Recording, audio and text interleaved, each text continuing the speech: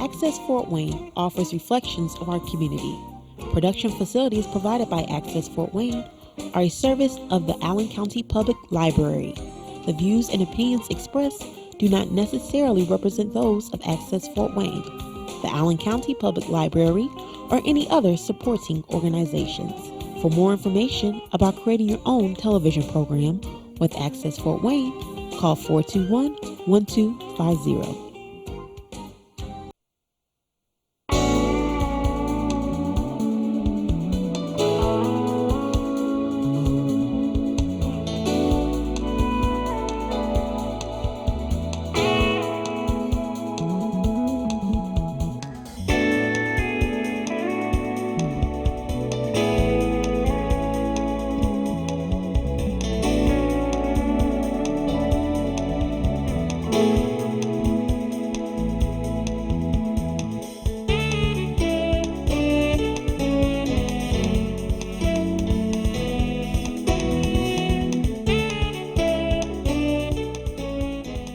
Hi, I'm Dr. Rudy Cashman, neurosurgeon, Fort Wayne, Indiana, for 42 years, but I'm only 39 years old. No, all kidding aside, we've been running quite a few shows here on wellness. It's of major interest to me. I practice full-time neurology and neurosurgery, but I've become pretty much of an expert now on wellness, and I love teaching it because I can get a lot of patients well by educating them. And this is what we're doing tonight, a particularly interesting subject that really applies to all of us, because as the years go by, all of us have certainly at least some aspect of memory problems, and in the prevention of dementia and Alzheimer's disease is a huge subject. Very little can be done about the disease at this time in terms of medication. Peter Whitehouse wrote a book a few years ago called The Myth of Alzheimer's Disease. I've not seen many people who've read it. I think it's an excellent book. I've read it 2 or 3 times. They've even spoken to Dr. Whitehouse on the phone from the Cleveland Clinic. He really did the research on Aricept, the drug that everybody's giving everybody, but what he's saying, it has no value. He's saying it has no value, and yet we spend a lot of money giving it to people. And so the way I've looked at it, that this is not a very clear diagnosis in most people. It's overdiagnosed. And I'm going to speak tonight about preventing dementia, memory loss. If we live long enough, all of us get some aspect of it. And as I see it, Alzheimer's disease, how to prevent it, I believe, is the subject of today's talk here. So let's get on this road and have a little fun. And there's great hope for all of us here in prevention. And that's what I explained to you today. I formed the Longevity Mind-Body Index, about 25 things that you could do to keep a sharp memory, to improve your memory. And I feel through proper eating and exercise and these activities that I've mentioned, the Longevity Mind-Body Index, if you do these 25 things, odds are you will escape any serious dementia problems or a rare possibility of Alzheimer's disease. I think you can prevent it 90% of the time because you can delay things 5, 10, 15 years by doing these activities. Dr. Amen published a famous book on it, and I agree with him. Dr. Whitehouse did. Let's get on this road. Let's do a little summary at the beginning here. It's about proper eating. It's about exercise. And everyone should get a metabolic panel every year. Get your blood tests done with the lipid profile and PSA, TSA, CRP, vitamin D, HbA1c, etc., blood sugar. You need to do it every year, even as a teenager. This is prevention of most of America's diseases. Exercise, normal body mass index, no toxic habits, stress reduction, avoid risky behaviors, normal blood pressure, have a purpose in life, education. This is just, I went through a partial list of these 25. You can find these on my website or in my books. The first thing I'm going to try to describe to you, when Dr. Whitehouse wrote this book, The Myth of Alzheimer's Disease, well, I found that interesting, so I read about it. I mean, he really had a point here. He called it a myth. So I wrote a book called The Fraud, because we're causing a lot of people to live into the role of it when all they really have is the dementia of aging. After age 85, 50% of us have serious memory loss, and people are calling it Alzheimer's disease. That's ridiculous.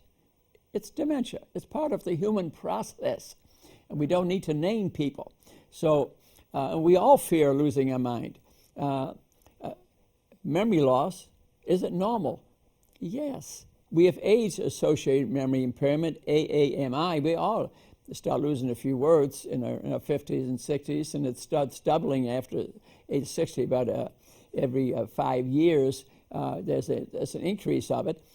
So that's normal. We need not to call this disease. Just because your husband or loved one or wife is losing a few words, you don't say you have Alzheimer's disease. They have the beginning of Alzheimer's. Who wants to hear that? And that's like a sentence of death. We should be more careful with the words we choose to describe this. Then a little advance of that is called MCI, mild cognitive impairment. That is considered to be a precursor to, quote, Alzheimer's disease. A little more advanced of the condition. And then we can have a full-blown disease process. We can call it dementia, memory loss, Alzheimer's disease, but it's difficult to define it. And we'll discuss that in great more detail. The human brain, how does memory work? We have the 3-pound piece of fat sitting up there. And how does it really work? Where's memory located in the brain? We're going to discuss that. Let's talk about the physiology of memory. Frankly, it's about molecules. It's about molecules. The smallest chemical substance that represents a chemical, it would be called a molecule. Okay, it's about neurotransmitters, and we'll explain this. Let's talk a little bit about the myth of Alzheimer's disease, the way Dr. Whitehouse describes it. It's a 100-year-old monster described by Dr. Alzheimer in Germany over 100 years ago. So it's a cultural attempt to make a disease, the way I see it, and Dr. Whitehouse sees this, due to a natural process of brain aging. It's brain aging. That's why after 50 years of research, devoting all this money, you know how much the scientists have improved the treatment of this disease? Zero. We've all these associations, all this money put into research. There has been no drug has any value. The only thing that has value is what I'm doing today. Prevention, how to improve your memory, how to have proper health habits, how to avoid injuries, what I'm speaking about. That's the only thing that has any great value. So no 2 dementia cases are the same. They're all different. If it was a disease, they'd all be the same. They do autopsies on the human brain and look at them. It's all different. They'll do the nurses study they did on nuns. They found some that lived to be 100 had they had terrible memories in terrible condition. They did an autopsy, find nothing. Then they have another one that is full of amyloid bodies and neurofibrillary tangles, which are thought to represent the pathology of Alzheimer's disease, yet they're normal. So the relationship is not clear. And so no one biological profile of AD is consistent from person to person. It's you have chicken pox or you have the measles, it's all the same. The rashes are essentially the same, but the cases are different. So there's no clear pathological findings that identified Alzheimer's disease for sure. Some pathological findings are found in normal people. No memory loss whatsoever, but yet their brain is full of these amyloid bodies and these neurofibrillary tangles, which we'll speak more about. So the biological markers of AD diseases are also the hallmarks of normal aging in many people. And yet the newspapers, major TV, famous actors are promoting the myth. New York Times is also always about these great discoveries for Alzheimer's disease, and now they're so excited because they found a test that'll predict it 15 years before you get it. Now, isn't that just wonderful? Isn't that just wonderful? You're a normal functioning person. You get a job and a family, and you got a great job, and you missed a couple of words. They make you take a test, and now through SPECT scans, they're taking a verbal test. You're going to have Alzheimer's disease. Have a nice day. Who the heck would want to know that? You think you're dead. You've got a fatal disease coming at you. I wouldn't want to know that, but this is what the newspapers are celebrating, and I don't think it's a good idea. And not even autopsies confirm the disease. There's a false promise out there that science will win the war against this disease. So they're spending all kind of research money, all kind of people making money, running organizations, wonderful promises of a new story. But what's the result? Not a single improvement medication from these billions and billions of dollars of government money spent on research. I say half the money spent on research should be spent on prevention. Prevention. We don't hear much about that. And a little scientific progress in 30 years, 50 years of money that has been spent. So you cannot separate Alzheimer's disease from normal process of aging. So how can you treat the darn thing or even study it? Scientists in the field admit that a cure is unlikely. So let's spend some dollars on prevention. We don't know for sure what really causes it for certain. So it's a very powerful cultural myth, very powerful in the newspapers, in the TV, and inside families. You know, you're missing a few words, and well, he's got dementia, he's got Alzheimer's disease. Let's lock him up in this nursing home. When I think love, companionship, and a hug might be a better thing to do. In the pharmaceutical industry, of course, there's great interests, but I noticed this year they have almost thrown in a towel. Even Eli Lilly recently admitted their studies have not found a drug of any value, and 3 or 4 other companies announced this year, after spending $500 million each, they have come out with nothing that has a clear-cut value. So what's going on here? It's the research and industrial complex at work. It's like these wars. It's like this drug, about this diabetic drug you saw in the paper the other day. A multi-billion-dollar drug, and the pharmaceutical company was hiding the bad results, and it killed a lot of people from heart disease. You read that story in the paper. And you have to watch the industrial complex. And so the fundraising societies are also involved. Are they teaching prevention? Do you know an organization in town, the Alzheimer's Disease Council in this town? Are they teaching prevention out there? I never saw an ad like that. I'm a wellness doctor. They never have come to me to ask them to help them work with them on this. So much profit to be gained by everyone, including the nursing homes, the organizations, the research people. Yet the benefit to us, the people, zero. Zero. Very little value. Prevention is what we should be teaching. So research institutions and advocacy groups are spending a lot of money without results. Peter Whitehouse's book, I've read it 3 times. I handed out a number of free copies to other physicians and providers. And I've never had one of them come back to me and read it and said, I liked it or I didn't like it. That's been a bit disappointing. But that's also been my history with handing out books for people to read. It's hard to have someone come back and say, I liked it, I didn't like it. I don't care if they liked it. I just wanted their comments about it. But I tell you, I read the book 3 times. It's a great book. Incidentally, Dr. Whitehouse was interviewed by Oprah on the show. You know what Oprah said 3 times on that show? Mr. Whitehouse, where's the beef? Where's the beef about this disease? I don't see this disease. That's Oprah's comments. She was not impressed by the disease. She wondered what's going on. It's a normal process of aging. She figured it out just from a 15-minute conversation with him, very instinct. And Dr. Whitehouse was in the field 25 years. And a lot of the original research was done by him. And he helped set out the criteria for research and diagnosis. He totally believed in it. By the end of all this 25, 30 years of research and treating patients with it, he was not a fan of the disease anymore. He thought it was a normal process of aging, and that's tough to change. But you can help prevent it and delay it. He says the drugs don't work. He noticed a shift from caring potential to medicines. See, they used to care for people. You go to an Amish family day and you ask them if they'd heard of Alzheimer's disease. I did it recently. Never heard of the disease. What did he do with Grandpa who's missing a few words? They give him a job. They give him a hug. They invite him to dinner. They don't shove him off to a gulag number 1 and then gulag number 2. They keep him in the family. That's how a lot of these cases could be treated. Certainly there are some degenerative diseases, and some you need to put in a nursing home, certainly, but not at the rate that we're doing it. We need to rewrite the scenario of how we treat these people. Many times only pills are given and the patients are locked up. Gulag 1, Gulag 2. I visit these places. And Dr. Whitehouse says it's inhumane and inexcusable. I agree. I totally agree. I think we need to treat these patients differently. I know of a doctor recently. I was at a country club, and I was walking out, and he was down there below the steps, and I was talking to him. He missed a few words. So what? He's 86 years old. I expect him to miss a few words. And meanwhile, his wife is telling my wife, Dr. X has Alzheimer's disease. I didn't need to know that. She didn't need to know that.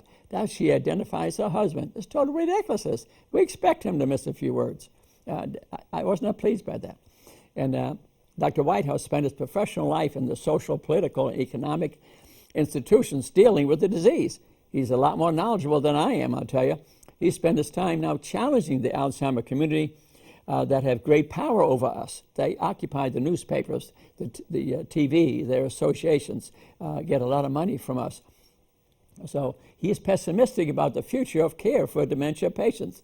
It needs to be redefined, especially as people start living longer. They're going to, at age 85, half of them are going to have some memory problems, but that's a normal process of aging and needs to be treated differently. We should work on prevention. You could delay all this 5 or 10 years by following the habits of my longevity mind-body index, and we will discuss those. So aging is not a disease. It's not a disease. It's a natural process. The scientific, technological, and political approach to this war needs to be revisited. And this is what I'm trying to speak about. So we should maximize prevention and quality of life issues. The tragedy of aging versus memory loss is unique. It's not a disease process. We need to break free from the mindset that memory loss is some sort of disease that someone gets. There's a better framework. How do we diagnose what I consider the myth, and Dr. Whitehouse consider the myth? We have PET scans, MRI scans. These reveal decreased brain activity in people as they get older. Every year it gets a little worse. If you drink a lot of alcohol, take a lot of drugs, certainly there's going to be some brain missing, and these scans light up. And then you take a cognitive test, a memory test, you're going to flunk it, and they'll say, well, you got dementia, you got Alzheimer's disease, but you may be working and functioning. I saw a patient the other day. I saw a former patient of mine operating in the back, walking into our building, and I said, what you doing here, Jane? She said, well, my husband's getting some memory tests done by the neurology department. And I said, well, what's the trouble? She says, well, there's no trouble. He's missing a couple of words, but I said, is he working? Yeah, he works on his son's farm, works a full day and comes home and eats with us, and we're really not having any problem. I say to you, why do a memory test? There's no reason. He's functioning. They're going to put a bad name on him, and he's going to hear it, and he may live into the role. That's a chapter of my book. We may cause him to live into the role. He may hear the word Alzheimer's, dementia, and start feeling depressed about himself. Before you know it, he's living the role that we are creating for him. And so to tell you that you have, missing a few words, that you have Alzheimer's disease, that's a nocebo, negative speak. When you do negative speak to people, they start acting like what you are creating for them. So be very careful. So we have placebo, a positive thing. You get better if you believe it. Nocebo is a negative talk, a huge thing in medicine, that term that hardly anybody knows. But I've written a book on it, Nocebo, the Evil Twin. It is an evil twin. How we, with words in tests, convince people they got what's on their tests when in reality they might not show very little of it. That's the nocebo effect. So medications do little and don't cure anybody. So we all have fear of memory loss, loss of function, loss of job, living alone. Once we tell people this, depression, I'm useless. Depression is commonly mistakenly diagnosed as dementia, as Alzheimer's disease. To the nursing home, Alzheimer Unit 1, 2, and 3, the gulags. For some people, that's needed. For many, it is not. It is not. I'm hopeless. I'm doomed. I'm a burden. I have memory loss. Let's write a different story. And fear brings torment. Let's start a positive scenario, a different story. A different story. De-emphasize the disease story. I know of people retiring early because they failed a memory test. That is silliness to me. That is silliness to me. Set a plan of action. create memory challenges. We all have them, for example, I have some trouble remembering names I have for years, and the reason is I don't pay attention to it in the first place. So, for example, I've learned how to hook, snap, and connect, and now it's a lot better. I connected to something visual, and I remember names a lot better. So many of us, we don't have techniques of keeping our memory. So promote a community of caregiving for elderly patients, not the nursing home. Some people, certainly we need it, but well, we need to keep our relatives in a home. Where our kids living in California and in New York, when you visit an Amish family like I do frequently, because I operate a number of them, and I made house calls to get to know their culture. They're so close together. They're this far apart. The rest of us, are this far apart. And that has great effect on family members. And they don't hardly notice dementia and Alzheimer's disease because the love of the family keeps them together. And they give people jobs and things to do to keep up their positive thinking. So which scenarios are we going to follow in this century? Essentially the same recommendations as my mind-body index that I revealed to you, or are we going to follow the false scientific model at this time, the way I feel about it and Dr. Whitehouse feels about it? So right at the moment, I think we're wasting a lot of resources. We should do research, no doubt about it, but we need to spend half the money or a third of the money on promoting wellness. And Dr. Ahmad felt that we can delay the diagnosis of severe dementia 5 to 10 years. I think to me it's 5 to 15 years. That's what we need to promote immediately. So I believe, and most scientists actually believe, no magic bullet will be found. So don't put cure. That's not going to happen for prevention. Prevention should be number one. Teach methods of neuroplasticity. Neuroplasticity is a way of growing new brain cells. We grow new brain cells every day, even as you get older, but there are things that improve it, like exercise, eating the right food. We need to promote that. So teach methods of neuroplasticity, promote community involvement, especially include the family. Pick a better name. The Japanese, for example, for obesity, people didn't like the word obesity. So they voted and the country made a new name. They called them metabos. So I say for dementia and Alzheimer's disease, let's find a new word, cognitive issues, maybe something even friendlier than that, so it doesn't destroy the individual.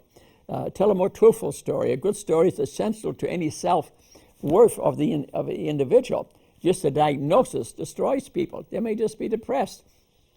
So we speak a different language, we will tell a different story.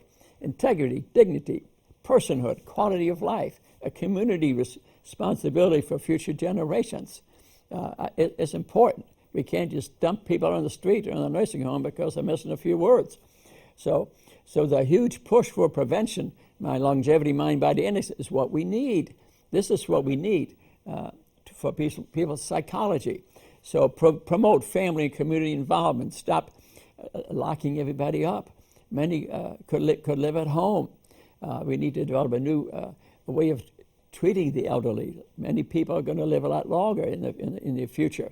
We can't just all put them in this isolation or little room in some nursing home. It will destroy people.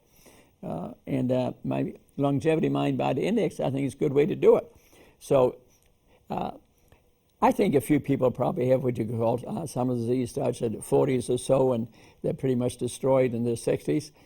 Maybe that's a disease process, but there are many other atrophies of the brain. Pick's disease, for example, if you drink a lot, Wernicke's disease, for example. These diseases do exist, but not at the rate that we're diagnosing them. So we need aging with dignity. Alzheimer's disease diagnosis does not need to enter your household, your choice. To me personally, every time you're missing a few words, then order some memory test, and we all celebrate. As I read in the New York Times, that we have a new test which can diagnose us 20 years earlier For Pete's sake. Well, you might say, well, this would cause me to follow the longevity mind-body index and prevention if I knew I was going to get Alzheimer's disease. I say to you, all of us should be practicing what I have in the longevity mind-body index, from proper eating to exercise to a purpose in life, etc., because we like to be healthy and live a long life, even if we're diagnosed or undiagnosed. We don't need that additional motivation. Oh, I have this horrible thing coming at me. That would motivate most people anyhow, because they would go into depression. They would go into depression instead. So the myth is powerful. The Socrates story. Socrates was standing at the gates of Athens, and a gentleman came up and he wanted to enter the city. And I said, well, what kind of a city did you come from?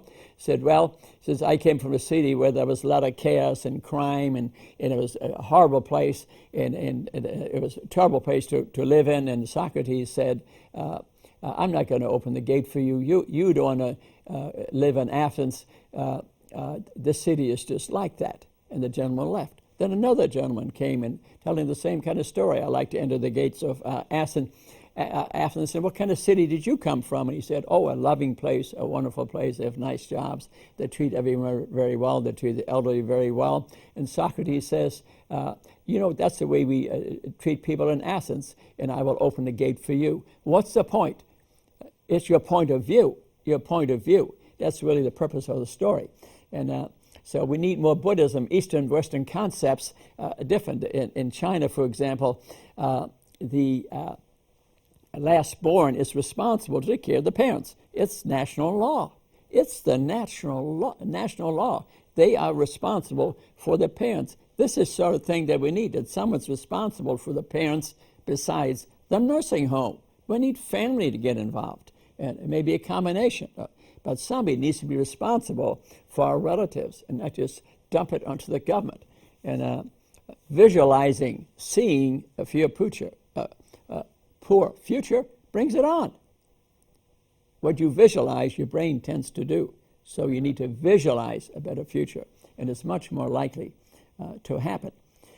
So the nocebo effect, the negative effect of words, watch out. It's your choice, your perception. So the standard myth is too negative. We have medicalization of dementia. We hand out drugs, not love. So brain aging is not a war. Don't create the non-people. And don't project hopelessness onto people. Life is like a flame. There's a beginning and there is an end. But the power of choice, love, not fear or anger. Quality time, holding hands, music, walks, friends. That's what we need to do with the elderly. Love triumphs over myth. Plato, limit the doctor's power over us. We should not fall for the diagnosis. The family structure should overpower a diagnosis like that. So the biomedical view, the drug view, is too strong, exposing ourselves to the tyranny around us. Clearly, it can be a struggle for the caregiver, but a positive viewpoint is helpful. Certainly, there are exceptions. We are more than the sum of our cognitive decline. We are not just our memory loss. There's no loss in self, only change in self if we diagnosed with these illnesses. Rewrite the story, reduces to its bare bones like Descartes did in 1650 when he cut half the body. Cognitive loss is part of humanity, not a disease. Oprah, she asked Dr. Whitehouse, we talked about Oprah before, 3 times, where's the beef? Where is the beef? It's the process of aging. She realized it, and brain aging cannot be cured. Choose your story. Choose your story for you and your relatives. The flame will go out for all of us. But go down in the spirit of love and celebrate life. Celebrate life. What is memory? Using our 5 senses to gather information, okay? Then storing the information in your brain, then recalling it and retrieving it. Let's talk about memory a bit. Where's your memory stored? It's stored in tiny little vesicles, microvesicles, that have about 5,000 chemicals in it per vesicle, okay? That's stored in your axon. A typical nerve cell would have a nerve cell, okay? Then an axon where the information is sent then to a synapse to a space to the next nerve. The next nerve puts out dendrites like this, and the axon delivers the vesicles into the synaptic area, which then these chemicals go to the dendrite. That is your memory. Your memory really is your synapses, the space between the axon and the dendrite. That's your memory. We have about 100 trillion synapses. We have 100 billion neurocells, okay? So what is your memory? It's your vesicles stored in your nerves that go across the synapse to stimulate the dendrites.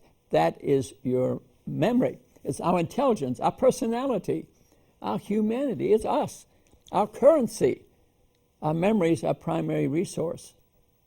It's about brain cells and synapses. It's about brain cells and synapses, okay? Fire it and wire it. Use it or lose it, okay? Repeat it. Repeat it commonly. That helps encode it.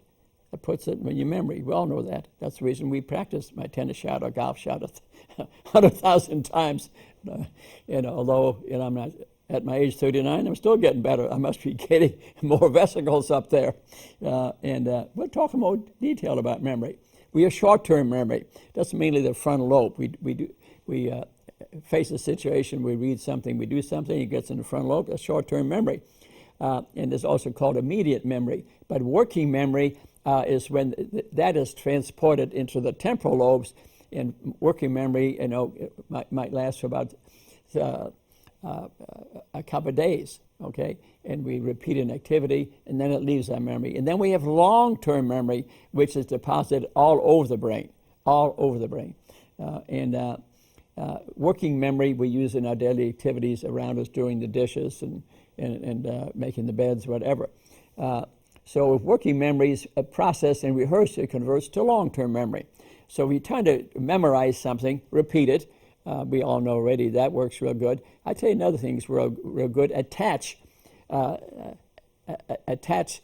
something to it that you do commonly, or something really wild. If you attach it to something really wild, you're more likely to remember it. I was trying to remember the other day of I like music, so I found this Jackie Ivanko. It's kind of an unusual name. So I hooked it to Bob Evans. The Ivanko, all I had to add was a CO. So I hooked it to something. And I remember this unusual name and the beautiful music. She's a 15-year-old girl, tremendous voice. And so you can have memory tricks, okay? And amnesia can occur if you damage major head injury, you damage the frontal lobes, the temporal lobes. You can have major memory loss. I see it being a neurosurgeon. I see it commonly where people get major accidents and they have serious memory problems. Let's talk about types of memory in a bit. And this illustration that will pop up here in a minute is a demonstration of an axon in the synapse. It's well labeled. And the dendrite, you see it there. You see the synaptic gap there, and you see this little round molecule coming out of the axon. That's your memory. That's the vesicle that has your memory in it. And so we have long-term declarative and non-declarative memory. Declarative memory would be like a wedding you had 10 years ago and you remembered everything about it. That's declarative memory. Non-declarative memory is like playing golf or tennis. It's automatic. If you're playing good, you're not thinking no more. I mean, if you're thinking about how to hit the ball and you step up to hit it, you're probably going to miss it. It has to be thoughtless. That would be non-declarative or implicit memory. I was playing my friend Dr. Crawford tennis recently, and I don't beat him very often. He's a great player, and Councilman Crawford. He's just the greatest, and I was beating him this day a little bit, and I think he wanted to change the way I was thinking, so he comes to the net, starts telling me about a machine gun he just bought, and he knows I'm not that in favor of weapons, and he totally upset my memory process, so he put me from non-declarative memory into declarative memory, and I double faulted 3 next times. So we have different types of memory. So memory is in your molecules, very interesting. I hope you understand it. So the secret of enhancing your brain, we have about 100 billion brain cells, you have about 100 trillion synapses, you lose about 10 to 15% of your brain cells by age 65, okay? but about 1% have advanced dementia by age 65 if they don't follow any of the things we talked about, the longevity mind-body index, eating the wrong food, they're not exercising. See, exercising causes chemicals to be secreted to help your brain cells grow. Neuroplasticity. You can grow brain cells at any age, but you can't destroy them with alcohol and drugs and eating the wrong food. So it becomes important. Neuroplasticity, the ability to grow brain cells. We can do it all our life. The ability of the brain to grow and learn. It's neuroplasticity, just discovered in recent years. So the brain is highly dynamic and constantly reorganizing itself at a young age. Teenagers, the brain is not fully developed. That's why for teenagers to smoke or drink or take drugs it has tremendous more effects on children than adults because their brain has not been fully developed yet. And so neurogenesis, growing new cells, and neuroplasticity is very important. And so it's a lifelong capacity of the brain to change, ability to revive itself and improve itself. And the World Brain Gym in an activity on how to improve your brain. And here's an example of, we speak about Alzheimer's disease, dementia, and they think it's due to amyloid protein deposits. And here's an example of an amyloid plaque being deposited between the axon and the dendrite and filling in the synapse. Is that the cause of Alzheimer's disease for certain? They're not certain because you find it in normal people too. Much higher rate, though, in type 2 diabetes. So to avoid this rise in insulin, which helps cause amyloid deposits, is something to be avoided. So vary your cognitive workout routine. All types of activities improve your brain activity. Throughout the day, make every day some activity that improves your brain function, like use a computer for 15 minutes, playing a computer game, not for 4 hours. That has no value. But for 15 minutes, playing some brain game to stimulate your 5 senses can make your brain grow. Doing a sport, for example, playing cards, doing puzzles, they help a great deal. Art, gardening, reading, music, new hobby, do some ballroom dancing. These all improve your memory. So brain cell loss doubles every 5 years after age 65. So you got to do some of these activities I spoke about so that you grow more brain cells than you're destroying.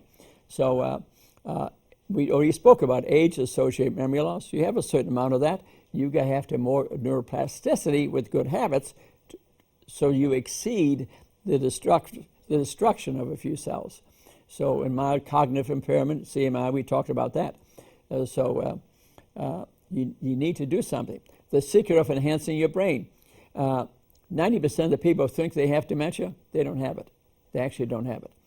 Depression is a big problem. Many patients who are depressed have memory loss, and they feel that this is a permanent condition. Get out of the depression, and their memory improves greatly.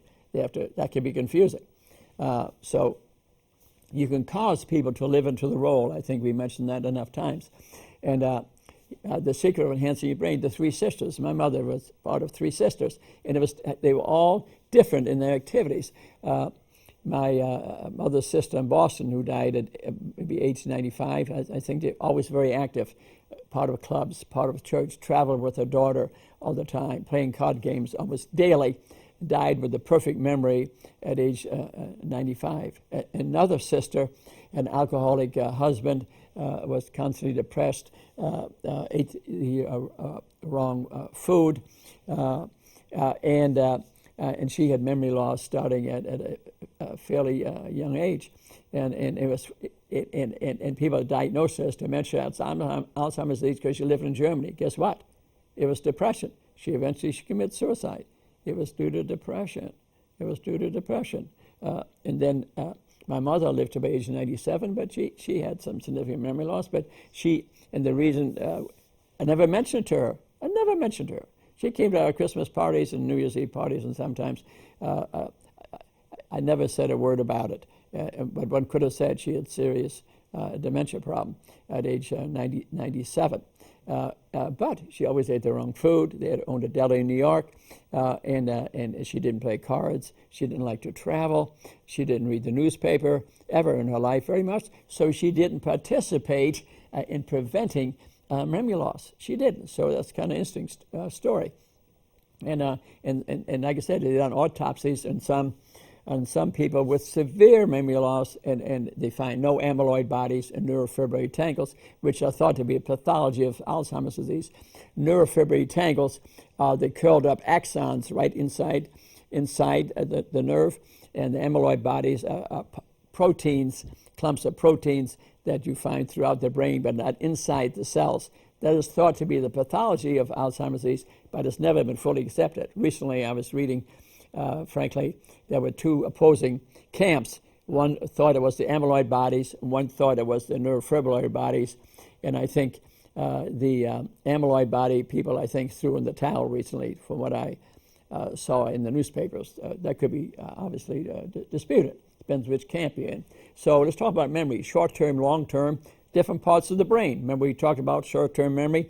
It's located in the hippocampus, the temporal lobe, and the amygdala area, and the frontal lobe area, while long-term memory is throughout the brain. It's throughout the brain. And you notice that as people get older, the long-term memory is a great deal better. Like my mother could repeat poetry to an extent I could not believe. I could not believe that it had been taught that much poetry in Germany in the grade school. She never went to college. But she could remember recite a book of poetry. That's long-term memory. But ask her to name the grandchildren, impossible. And so long-term memory is throughout the brain. And we spoke about declarative memory. Remember, and non-declarative. Declarative is that wedding years ago. Non-declarative is the tennis shot, the golf shot, the things that we do automatically where we don't have to think at all. Acetylcholine is thought to be the neurochemical that is involved a great deal in memory, and there's an area of concentration of it in a nucleus called the basalis minor nucleus in the posterior frontal area. What's brain reserve? What helps prevent memory loss as the years go by? Education. There's no question that dementia and Alzheimer's disease much lower rate in educated people. Okay, their brain reserve. They must have more of those little vesicles we spoke about. Okay, and they must have more of those. But so you go to, if you're retired, go to college, go to school, learn something, a new hobby, take up gardening, take up machine tooling, whatever you feel you can do. Learn something new. It will help your memory. It makes more synapses. Remember, we have 100 trillion synapses. We have more synapses in our brain than almost in the universe, in the universe of stars. And do puzzles. If you do puzzles regularly, they have about a 40% decrease in dementia. That sounds interesting. And something that not that hard to do, and you could do daily for a half hour or something. And let's go right down the line of the longevity mind-body index a little bit. Remember I said proper eating is important, to eat a nutrient-dense diet. If you're eating a lot of meat products, you're going to gain weight. There's cholesterol and fat in there, and you're going to get type 2 diabetes, and you're destroying yourself. So you should eat a nutrient-dense diet, and we'll discuss that in more detail. But what I'm saying is eating animal products is not a good idea. Maybe 10% of your diet, but that results in a lot of illnesses and diseases. Exercise is important because hormones are secreted, which make brain cells grow. Neuroplasticity, so exercise is quite important. Remember I mentioned education. Normal body mass index, so you don't get diabetes and vascular disease, is very important. Adult education, have a purpose in life. There's no question that people who have a purpose in life do better.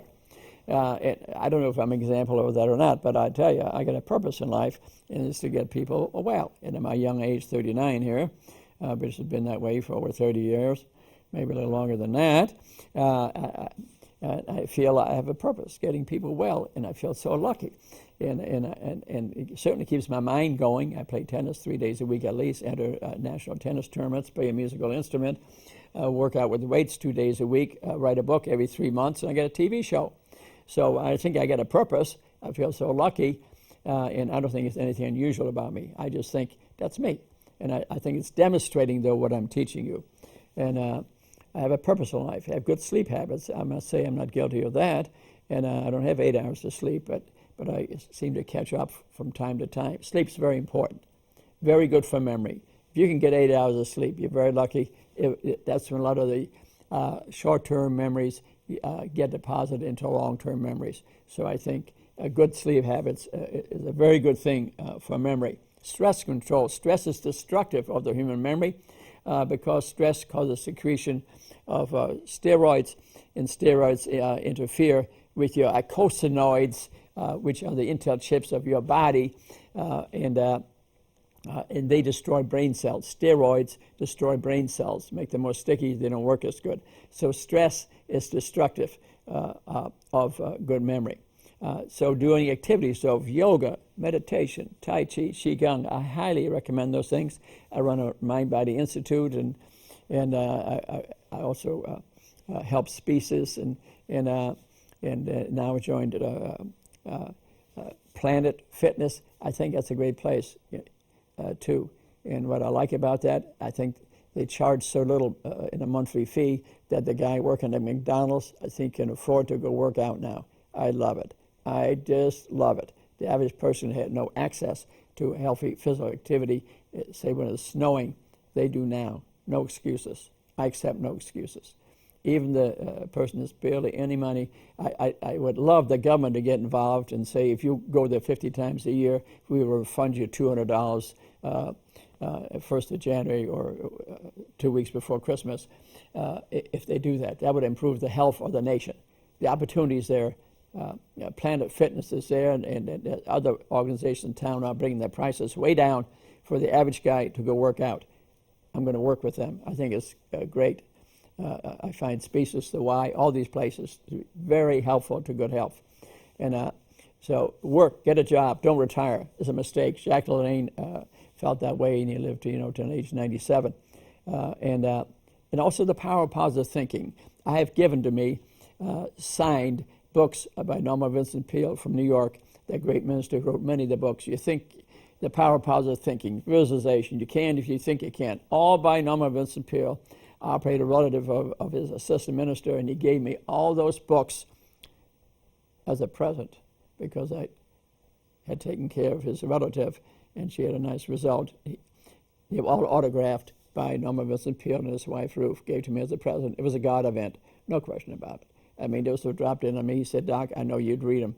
And I did, 3 times. I give lectures from them. Very good books to read. Positive thinking is great. I remember the beautiful thing about Norman Vincent Peale. He was going to give a lecture in Chicago, and he was going out, and this limo comes up to take him there, and this young black gentleman chauffeur came out, and it was snowing and raining. It was a god-awful day. The wind was terrible in Chicago. I think it was the Drake Hotel. And this young man steps out and says, Reverend, isn't this the most god-awful, most beautiful day you ever saw? I never forgot that. It's how you look at things. So whenever my IT guy, Gary, and I, we see a god-awful situation, weather, whatever situation, that's what we say. And we feel better right away. Depends on how you look at things. Depends how you look at things. And playing computer video games is a very good thing. And not 10 hours a day, but half hour a day. And a lot of them on my website, Cashman Mind Body, and all sorts of brain systems, how to improve your memory. And they're free. They're free. And in some national programs, you can pay $20 a month for something and play and use their mind games thing. And I call them brain gyms. I think sometime here, actually my plan is at Species to put up Rudy's brain gym eventually. We can go sit by a computer and use some websites, and here you're working out with the weights and getting stronger. Incidentally, muscle mass is the number one marker of aging. Number one, if you have strong muscles, you improve your sugar metabolism so much that it takes it easier in your heart, and you live a lot longer. Muscle mass, not bulking up, just good strong muscles, improve your metabolism is a good thing. But in addition, say working out, now we got, and maybe I'll take you to Planet Fitness too, see if they're interested, to put Rudy's brain gym in there, so exercise your muscles, but 15 minutes a day, work on this guy. I think that'd be a good thing. And keep a normal blood pressure, that's important, because that leads to vascular disease, heart attacks, and strokes. And have hobbies, plant a garden, do some organic gardening. I have with us actually watching the show at this very moment, Matt, who's doing organic gardening in the city, and that's all he's going to do. And so this is a great advance in what we're eating. This country eats the mad, sad, toxic American diet. 1 out of 3 people I see have type 2 diabetes. In 10 years, there's going to be 1 out of 2. It's destructive. These people have a much higher rate of dementia and Alzheimer's disease. So we need to get people back to the normal body mass index, and they won't have diabetes. They should eat organic food, not animal products. So I'm proud of you, Matt, for doing what you're doing. And read a book weekly. I'd read probably a book every 3 days, but read a book a week. That keeps your mind active, much less memory loss. Do puzzles, play cards, reduce dementia 30 to 40% by doing that. Remember I said prevention. That's prevent it. Most of us don't live long enough. We're all going to have some memory loss down the line. It's going to happen to all of us. But if we practice these dementia things, the prevention things, 5 to 10 to 15 years, we can prevent it. We'll be dead before the disease manifests itself, and we'll be 95 years old. Someday we're all going to die, but our memory loss will not have dominated our life because we practice these preventive activities. That's why I feel half the research money should be to prevention. They're never going to cure this disease. They may help it a little, but let's spend some money on prevention. Just like I talk about breast cancer in women. If they eat the right food, you can cut their rate 50%. So we need to spend a little time teaching people to eat the right food. Besides, if you practice this way of eating to go get dementia, you'll cut your cancer rate way down. You'll look great because you're going to be thin. Play music, take music lessons, go dancing. Last year in town, I was in Dancing with the Stars. I never had so much fun. But when the thing was over, I kept on dancing. I'm dancing with the cats and dogs in my house. I'm dancing on the elevator when nobody's on there. Can't seem to stop it. And so music, it gets inside of you. When I'm stressed, I get in the car and I turn on the music right away. My stress of the day leaves in a minute. I'm conducting the orchestra, so you make yourself feel better. Genetics play a role, no doubt. Genes play a role, but it's not a huge role. It's maybe 10, 20%. And learn a new language. I'm thinking of taking up Spanish. I can speak German already, but that stimulates the brain. Some of my patients speak Spanish. I know a few words. Buenos dias, I know that one. And I learn a new word every day. That's on my website, Wordsmith. Learn one new word every day, a definition. There's a great hobby for you. It's cheap. You can get them off of there for nothing. Have a large circle of friends and go to church. That also causes brain growth. Avoid head injuries. That's a big one. You get 3 or 4 head injuries, you're going to have some memory loss because you're going to get destroy some of the brain cells. Avoid toxic habits, smoking, alcohol, drugs. They all lead to dementia. Alcohol, for example, if I do an MRI scan on a 50-year-old alcoholic, a person who drinks a lot, you're going to see shrinkage of the brain. You see a lot more spinal fluid. The brain cells have been destroyed. I also have found out if you take narcotics regularly for pain problem, they also destroy the brain. In MRI scans show it's almost like an alcoholic. Although they don't drink and it's just narcotics, their brain shrinks. Something to keep in mind. A lot of people today are taking unnecessary narcotic prescriptions written by a doctor for a backache. Don't do it. They're addictive. You'll be addicted and destroy your brain. You lose your functionality. You'll stop functioning. You may have no pain because you're narcotic, but you're not functional because your brain and decision-making process has been destroyed. So we talked about education, okay, because we're building more neurons and more synapses. And there's some supplements that are valued, B12, vitamin E and C, omega-3, fish oil, omega-3, walnuts, flax seeds, folate, the nutrient-dense diet we talked about, nutrient density. We have vitamins, minerals, and 250,000 and 25,000 phytochemicals, which are inside our vegetables of color. You can add in there mushrooms and onions. They're also full of phytochemicals. But meat products don't have any phytochemicals. They don't have vitamins. They don't have minerals. They have no phytochemicals. So there's very few things that can improve your memory in meat products. That's the reason, in general, eating animal products is not a good idea. It's full of cholesterol, full of fat, and no phytochemicals, no vitamins, no minerals. Spinach, tomatoes, chickpeas, beans, soybeans, they're all brain foods. They're antioxidants. Vitamin E, green leafy vegetables, sweet potatoes, avocados, full of chemicals that can help brain growth. So blueberries, pomegranates, carrots all help brain growth. And protect your brain from injuries. We talked about boxing, soccer have increased dementia rates. It tears long axons. It decreases neurotransmitters and increases amyloid and neurofibrillary tangles. Have been found in athletes with memory loss. Exercise improves memory, decreases advanced dementia. BDNF, a neurochemical, is a neurotrophic factor that causes brain growth and starts with exercises. Socialize. Don't retire. Remember we mentioned that? And in the aging brain, we have increased speed of information processing with computer training games, video games. We spoke about that. Doing art, abstract thinking has value. Puzzles, Sudoku, cards. Dr. Wellness Brain Gym. We spoke about that. And you can get to my website. Socialization has a great value. Chronic stress destroys the brain. And it's difficult to diagnose depression, for example. That can be missed totally. And people stop exercising when they're depressed, so that can affect your memory. Depression causes memory loss. Light stress may increase memory, but severe chronic stress decreases memory. And cortisol is destructive to the hippocampus, the part of the memory that has to do with working memory.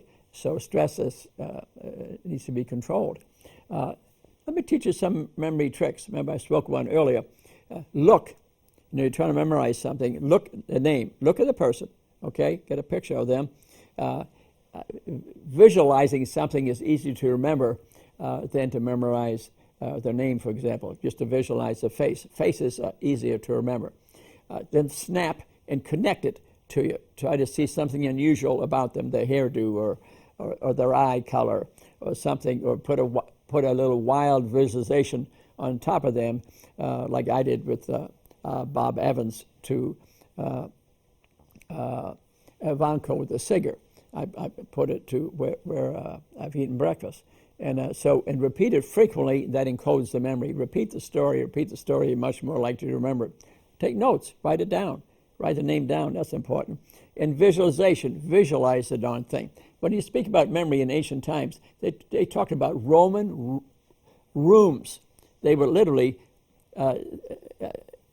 form a room and put furniture in it and hook words to the furniture. That's how they memorized things years ago. People can memorize, say, 100 numbers backwards and all these sort of things. They have some visualization that they hook to it. So to summarize, and also we speak about the brain diet. I wrote a book called The Secret of the Non-Diet. You can get it on Amazon. And it speaks about reversing. And I have another book called Reversing Type 2 Diabetes. You need to reverse that. It'll help you avoid dementia. Remember, diabetics, much more high rate of dementia.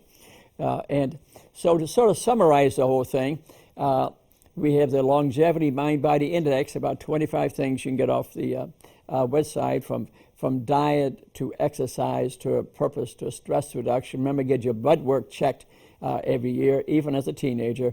Half the teenagers have elevated cholesterol, so get your blood checked every year. Very important. Then act on it. Don't go 5 years without getting your blood checked. Get to a normal body mass index, and use some computer games to improve your brain. Have a regular exercise routine that you're going to do 3-4 days a week, and whether it's at home or whether it's the Y or Planet Fitness or Species or the Y, all great places. Many other places in town here where you could exercise regularly. Eat the right diet. That's really, frankly, number one. Also do a little bit of weightlifting.